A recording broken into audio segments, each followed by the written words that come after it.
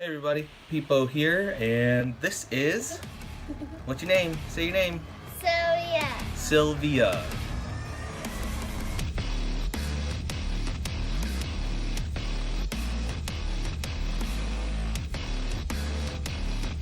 Isn't that just fun? But so, kind of just getting right into it. Here, hold it right here. Don't move it. Alright, so pretty much getting right into it, your burn face-off head kind of has just your traditional sort of keyhole face shape. It's kind of similar to a, not so much a key, but a CEO. Yeah, CEO. The CEO's kind of face shape where it's really tight, and then it flares out right about here. You hush. But so it's a very simple face shape. It's nothing too crazy. There's not a whole lot going on aesthetically with it. You just want to look at yourself crazy. One of the main features about the burn face-off is that there are asymmetrical sidewalls, as you can see. This one has two struts on the side. Well, yeah, three struts. One up top, one here, one there. And then this side only has the one. So, with that said though, there's actually somewhat of a difference. This back side of the rail is actually a little bit thicker built than this one. And that's supposed to mainly be because when you're facing off, so I'm facing off towards you, this side is supposed to stay stiff so that you can punch underneath the ball. And then this one will flex. And similarly to a CEO, this part right here will pinch down. It looks like it's going in your mouth. But this part right here will pinch down and warp around the ball. Okay, that's enough. But with that's really the main differences between the two sides. The one side is more beefy, so that it's not going to flex as easily. This side's going to flex a lot more easily around the ball. That way you can punch in and pinch on the ball and pull it out however you're going to pull it out. That has a decent amount of sidewall holes. There is a space here where the strut comes up. You can stop now, goofball. The strut right here, you can see how there is a space in between these two holes here. There is, let's see, 1, 2, 3, 4, 5, 6, 7, 8, 9, 10, 11, 12, 13, 14, 15, 16, 17. 17 sidewall holes on both sides, even though the sidewalls are slightly different. Now you're just being goofy. Go play. Go play. Go. Go, please. But so, the sidewalls really only have those two major differences, and that allows for the head to pinch and warp, like I was saying. Moving down into your actual throat area, like I was saying earlier, there's a couple more struts on this side than there is on this side. With that, the throat is a little bit beefier on the top side as if you were when you're facing off. It's a little bit beefier right here than it is on this side, just because that side will probably crack since there's a lot more motion going on. The plastic's going to warp and crack. The throat, once it's actually on the shaft, actually is rather short. As you can see, very nice and short. They have their throat lock, throat plug, whatever you want to call it, design to where this gray part will go inside the shaft, and then you can use screws to pull and push. So this one right here will pull because of the threads on the screws, will pull towards the shaft, and because of the other side, depending on how long your screws are, it should push this one forward. And even if it's not a very long screw, it won't necessarily hinder anything. This front one's a little bit stiffer than the back one, so that it stays nice and rigid against the inside of the shaft while this one moves. Now, I posted on Instagram about this, but technically there are 3 screw holes on this head. You have your top one here, second one here. It matches up with your STX and Nike shafts One of them should match up with a Warrior shaft's holes, but this third one matches up with the old style Warrior heads, where they have the one that's kind of up high, and then they have the one that's really, really down low for like your old Evo Pros and everything like that. If you do have that screw hole, you can easily put a third screw into this to really secure that throat lock against the shaft.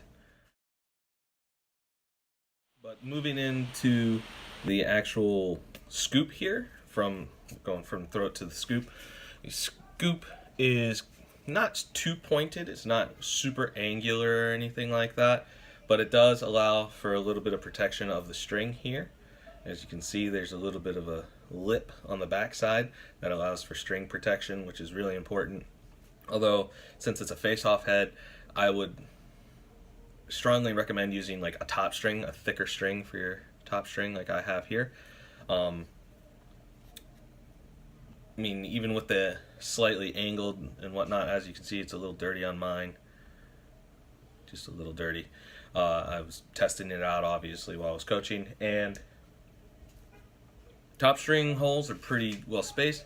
I do have, can't really see it since it's strung up, but the more central holes, the 4 central ones, are nice and beefy for the bottom plastic here on the bottom of the hole. But the outside ones here and here, the plastic is slightly thinner where that plastic is. And I don't really foresee it breaking or anything, not easily.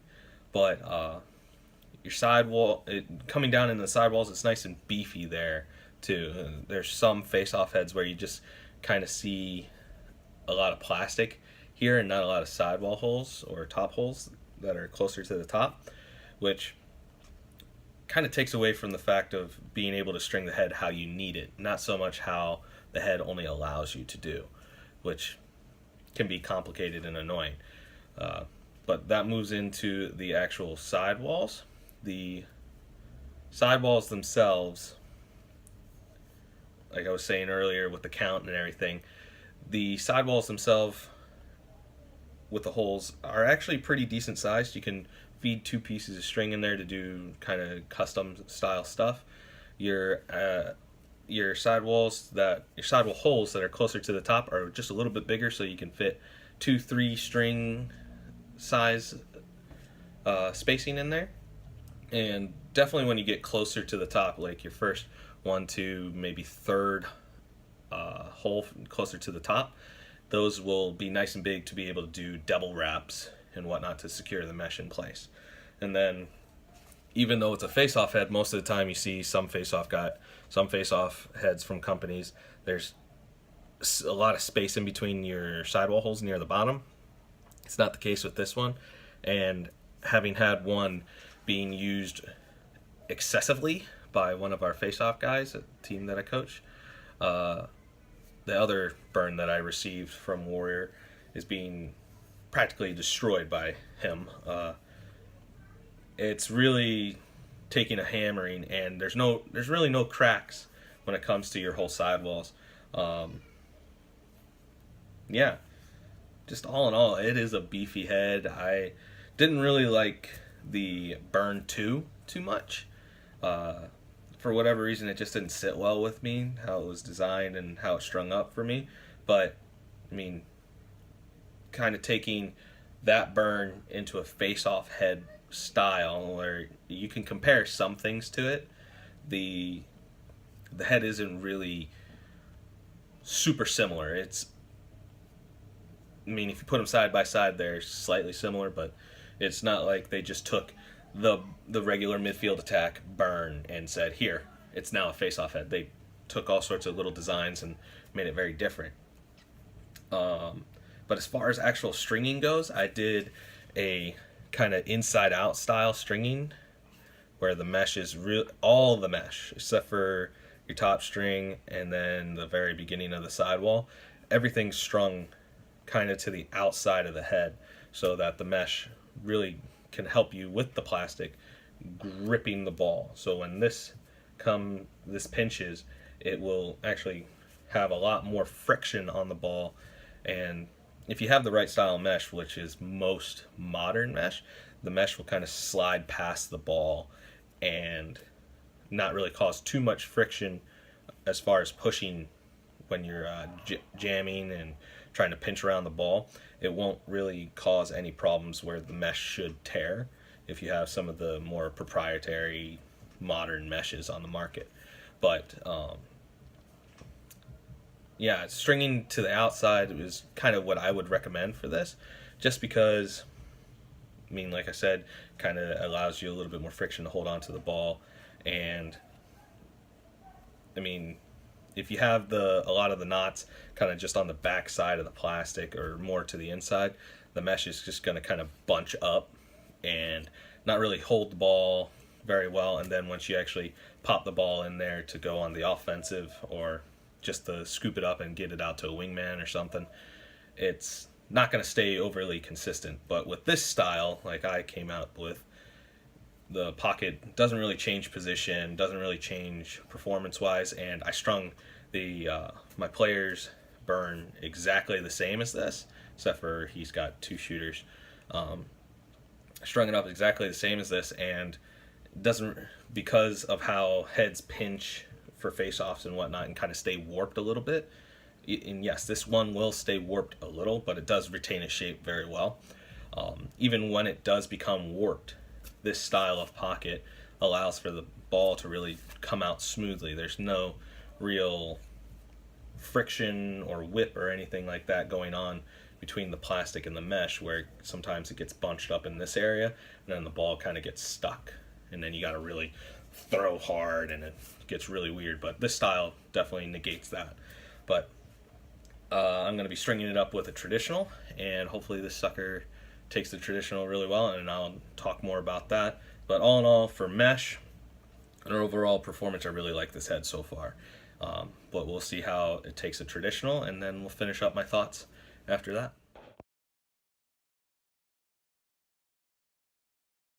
So after having strung this head, the Warrior Burn face-off, with a traditional for myself, I have to say this head strings up very easily. I had said previously that what would seem like a few moments ago, but previously that it strings up fairly easy with mesh and so on. But I have to say this is probably one of the best heads I've had to string a traditional in. It came very easy, much like a lot of older Warrior heads that I've done in the past, like Evos and stuff with traditionals. I would have to say this head takes a traditional very well. So if you're a traditional user and you like to face off occasionally, I would have to say that this head takes that style very easily. I just threw in a single piece classic trad into it. I didn't do anything fancy as far as like doing a pita or anything crazy. Decent size holes, like I was saying before, for traditional was what I thought for traditional, and there is plenty of room for leathers, plenty of room at the bottom to do some wraparound stuff. I mean, still do face-offs with that, so pretty solid design. You can still see the plastic, and even if you don't do this style of tie-offs, you can still just do a single knot there and you should be fine, which is, depending on how this goes as far as facing off with it, that's probably what I'm going to change it to, just to protect the leathers and whatnot, and allow the leathers to not really move around too much down onto the shaft, which it's not really going to bother me too much if it does. Just pop it back up for the rest of the game or whatever, but that might be what I change it to. But as you can see, the face shape takes a traditional very, very well. Pretty nice and deep. And then if we were to reverse the pocket for face-offs, the mesh or body of the pocket pretty much completely disappears. You don't even have like a bottom string issue there. It's just all plastic there, and honestly I feel like this is gonna grip that ball pretty well, so we'll see how this turns out. I'll probably do an update video over on Instagram and my IGTV stuff once I actually really get this started to be used for FaceOff. So yeah, that's the burn FaceOff, or did the mesh, and I hope you guys really like this video. I think I want to do more videos like this where it involves doing a little bit of mesh in it at the beginning to show the general masses who use mesh how to string it up with mesh, how it'll generally look with mesh, and then throw a trad do a traditional into it, and then either use it or sell it or whatever. But I think the burn FaceOff is a very solid head as far as stringing goes, and I can't wait to pretty much tear this thing apart FaceOff wise. Although the one kid that we do have on the team that I coach, he got a concussion, but that's okay. He's good and all, but as far as his head was concerned, it was really allowing him to get under the ball. So previously I said that it's supposed to be able to get underneath the ball. You face off, you push through, and the bottom rail isn't really supposed to flex too much, and it didn't. It really didn't. And like his head, I'll try and get some photos to post on Instagram and whatnot of the head, but as far as it's concerned with its sidewall profile, with the struts and everything, because of how they beefed it up right here on the actual top side, the flex side, this part right here is nice and beefed up. So if it wasn't, it would snap really easily. But looking at his head, you can definitely see how this head is supposed to flex. And if you're like a CEO sort of player, it should flex exactly how you need it to without being a flimsy little boot. So really good design for the burn FaceOff. And that's really all I got to say before I really start just reiterating things over and over and over again. So thanks for watching, guys. Give this head a check. Go into the stores and stuff, order one. I believe you can order it without the throat, I can't remember if it's a plug or whatever, but it's basically like you taking a softball spacer and putting, or ECD spacer in there, and they have their own for the burn FaceOff. You can buy it either with it or without it. I don't think it changes the price point much, if not at all. So check out the burn FaceOff from Warrior, and I'll catch you guys later.